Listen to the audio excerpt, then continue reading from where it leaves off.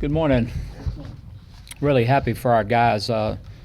Seemed like a long time ago, last Thursday night to win the game, basically to leave 2-0, and with the short week and everything. And I just thought our kids did a really good job of handling it. Really happy for what our coaches did as well.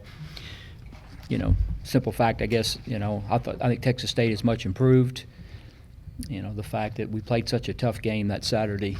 If you go back and look at the Memphis game, think about it. It's very, very physical, really hot. And we had guys like on the offensive line that played 92 plays because 89 counted, and then 3 penalties that were repeat plays. Caleb, guys like that. That's a lot of football to play and turn around and play. Thursday night, and I think coupled with the fact too that I've never done it, so second guessing myself. You're playing against a good football team, so you better be very, very well prepared. By the same token, you better have enough gas left in the tank too and stuff. So anyway, really happy for our guys. Like I said, especially coming down the stretch there. We never could separate ourselves, and then second half we started losing some guys and kind of scrambling a little bit, but held on defensively. I thought really kept us in the game, and we gave up the one play in the second half that hurt. However, we had 70 yards in minus plays, which was really, really important with the sacks and the tackles for loss. We got them behind the chains there at times. Offensively, good first half, and good last drive. In between there wasn't so good, but we managed to put together which I thought was a big-time drive there to finish the game, which we're really excited about. Also really positive, too, for Jared Porter and Jacob Meeks. I thought it was important, very, very critical in the fourth quarter, going back into the win, pretty stiff win and stuff, too. We punted once, kicked off once, and flipped the field both times into the win, which I thought was big. So all in all, really happy with the win and excited to move on. Really tough challenge to go play App State, 5-0 on the year, 3-0 at home. They've already had 3 home games. Would be the second-ranked team we've played in the last 3 weeks, I guess, now that they're ranked, defending Sun Belt champs. I think I read something where they have the 3rd longest winning streak in the nation right now behind Clemson and somebody else, but they've won 11 straight games dating back to last year. But it's a great opportunity for us in the sense that we're the only 2 teams that haven't lost yet in the Sun Belt, so really good opportunity for us moving forward. Offensively, it starts really with Zach Thomas and Evans. Those 2 guys are really good football players, and Zach is, just seems like a continuation from the previous 4 years with the young man they had, but does everything the way you want it done, completing 71% of his passes, runs when he should run. Darrington Evans is a really good football player. Not only is a running back, he catches it out of the backfield.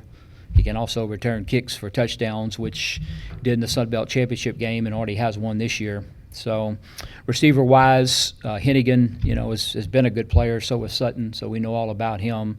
Malik Williams is kind of new to the party, I guess, but he's already got 23 catches.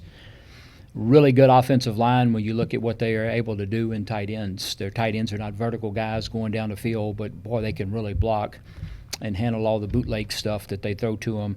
Defensively, I think, looking at their team, really the linebackers, when you look at it, they play a 3-4, base everything out of it. But, 24, I think Davis Gaither, whatever, and 59 was all conference last year, 45 and 20. So when you look at those guys, I think that's the crux of what they're doing. And then 48 is having a great year with 7 tackles for loss and 5 sacks. So, defensively, when you look at it, it's not like we're not going to know what they're doing. We are, but they do it with really good players and do it really fast. And then special teams-wise, we have to be concerned with Evans on kickoff return, Hennigan on punt return, and they've already blocked 3 kicks already this year in some form or fashion. So, like I said, it's going to be a tough game to go there. I've always said that when you play App, you have to take different things into consideration. Number one, logistics, which is a little bit different from what you face every week, to basically get out of the plane and bus about hour and 15 minutes, hour and a half, up the mountain and then come back down the mountain and then go, so it's a little different getting there, I think, number one. Number two, it's sometimes you deal with the weather. I'm not sure really what it'll be this week. I have, but I've known when you go to app, you kind of need to wait a day or two before the game because it changes. It's changed pretty good in the last couple weeks. So you deal with logistics, you deal with the weather, you deal with the crowd, and then more importantly, you deal with talent. So I think when you throw all four of those things in there together, it makes for a pretty interesting place to play, but really good place to play. I think one of the really, really good venues that I've been fortunate to be a part of. I've went there several times, and other than you're playing a good football team and all that, I enjoy it because I just think it's a really good place to play. So anyway, well, we're excited. Like I said, it's a great opportunity for us, and we got back to work really yesterday and lifted weights and watched film and went outside for about an hour and got everybody moving around again. And so now, and looked at some app stuff on film, and then had a couple periods where we just worked on Appalachian State stuff, and so we'll kind of see where we go from there. Questions? Does that kind of remind you of Evans or Campbell a little bit? I think they're similar in the sense that they're both dual threat guys. I mean, they can beat you both running and throwing. I think what they ask him to do, what we ask Caleb to do is probably a little bit different in a sense that App is most of their stuff comes off the run, and I mean it's set up and a lot of things are set up for him, but whereas Caleb, I mean we're truly 50-50. We're a lot more spread than they are. So, but I think in a sense that they both can do both. I think makes them pretty similar. As much emphasis has been placed on finishing, this year after last year, you look at it right now, you're one of two unbeatens in this league off to a 2-0 start, and you're kind of right back in this situation where you got everything you want that's there ahead of you. Yeah, I mean, I was really proud of, like I said last week, we actually, as you say, we finished the game, and we certainly didn't play very good offensively toward the end of the half, and really the first quarter and a half of the second half, which I credit Texas State for some of that. I mean, they got some good players on that side of the ball. They made some good plays on some stuff that I thought we had a chance at. But I thought it was a big-time drive, really, to go in. And, especially if you look at obviously we had good blocking and everything else. But if you look at, Austin Vaughn was the guy, went in as the fourth guy that day. But Josh was out. Isaiah Phillips was out. And, so not that I'm surprised, I mean, because Bus has done it before, but he came in, and so he was the guy running the ball. I think Caleb had one run in there, and the guy catching the ball was Malik Jackson. If you'd have told me before the game that Malik's going to be the leading receiver of the game. But, so I'm really proud in the sense that, our guys, figured out a way to get it done. And, those guys came basically off the bench and made the bigger plays that we needed to do. And so, which I don't know if we could have done that years past, the fact that we have a little bit of depth. We can bring some guys in that can do some things. So I thought that was big for us. Looking at it as well, when you look at this team compared to the last team you brought over there to App, there's a pretty big visible difference. Do you think that's kind of a sign of the progress you've all made just building this thing? I hope so. It's a tough place to play, regardless of who you bring. But I certainly think, we can run better, at the positions and whatever. And that's the thing about playing them. You go play them, they remind me of Memphis, remind me of some of the teams way back that I had or whatever. They can run at every position. And if you look at them across the board, you're not wowed at their size and, the 300 and this and that. I mean, but, really in today's football, they're undersized at positions. It's kind of like Memphis was, which we talked about, but they can run at every position. And I think that's what, you have to be able to run with them, or get up on them. One of the two. I mean, but you have to be able to run with them, and it comes into play with the way they run on defense, the way they run on offense, and then, they can return kicks and cover kicks and stuff because they don't put anybody in there that can't run. And I think we're closer to that, obviously, now than what we were.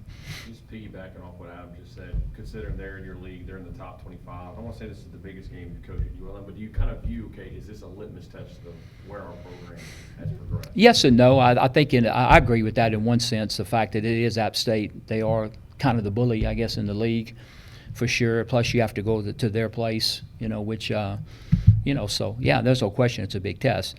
However, if we win or lose, I mean, there's a lot left. So even if we win the game, I mean, we got to keep our guys and, keep them focused straight ahead because there's a lot of football left to play. I mean, we still have, 5 games? Yeah, after this game. So, yeah, but it would be nice to win it, and stuff. But like I said, there's a long way to go after this. Is there a sense of an unknown with the guy in his first year at App State, new staff? I think what Coach Drink's done is really impressive when you look at it. And I actually listened to him at the media days, the Sun Belt Conference media days. I thought it was interesting what he said, and the fact that he went in and took over a team that had a lot of guys back, that had a lot of success. So, and I think it shows when you look at them in terms of really what they're doing on both sides of the ball. Because if you look at them right now and you watch them, you'd have never thought they had a coaching change.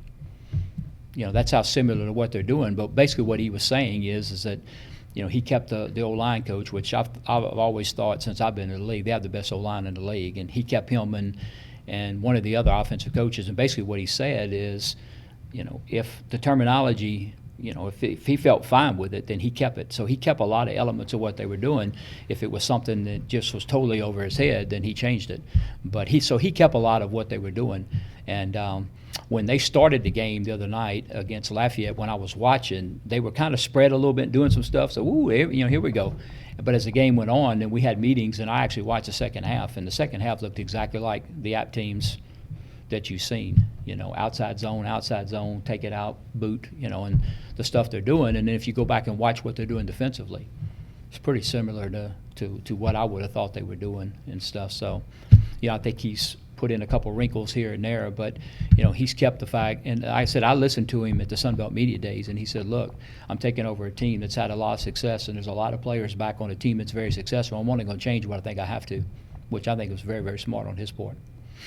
Looking at Josh Johnson, another 100-yard performance from you. Really been the bell cow back you all have wanted since you've been here. When, of course, he got here late, was kind of an unknown through the fall camp and had to get in shape and everything. But did you feel like the potential was there when you brought him in? No question. I mean, there were certainly flashes of it you could see. I mean, just several of the plays last year as the year went on, that he would make in practice, and then you go back and look at spring training and then August camp. There were certainly some flashes of that in there. But I think what you don't necessarily know, and I hopefully the young man can stay healthy, and I really do, because running backs, as much as he's doing. But what I didn't know is, I'm going to use this term or whatever because I don't know what other term to use, how much of a pro he would be in a sense, is his approach to it, and how he works every day, how he works in the weight room, how he takes care of his body and stuff. It's really, really been impressive. And I think a lot of that is Josh, and I think Josh would admit that he learned a lot of that from Derek Gore,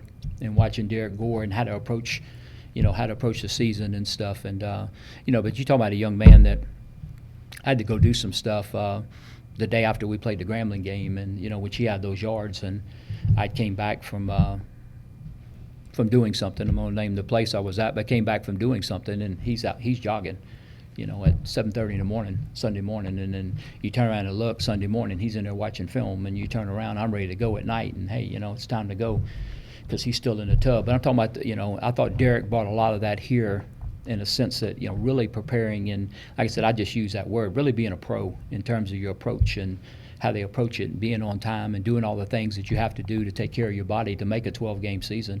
And like I said, hopefully he can continue to stay healthy. After having a short week, having a few extra days of rest and recover, how beneficial is that, or is it really making that much of a difference? I think it's been real beneficial, no doubt, because of the 2 tough games. And as it turned out, with our flight being delayed coming home, I think it definitely helps.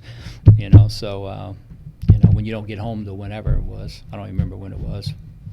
It was daylight by the time I got my stuff put up in the office and thought about going home. It was already daylight. So I think in that sense, no doubt, Chris, that helped us to have really a couple of days to kind of recuperate. Injury-wise, is Brandy's going to be able to go this week? I hope so. He was out. He was out last night. Nick Ingram was out last night. I'm trying to think who else. But I would say the guy that's very, very questionable is Isaiah Phillips. He'd be the guy that's, at this particular point. I think everybody else has a chance. But, you know, really from what I would like. And I was reminding myself too, it's just Sunday, you know, when I said you get out and you look at it, and most of the time, the first time you're out and you're actually practicing is Tuesday, but it's Sunday, you know, just, you know, so I think we'll get a better gauge of, you know, tomorrow after practice. Anything else? Thanks, guys. Thank you. Appreciate it.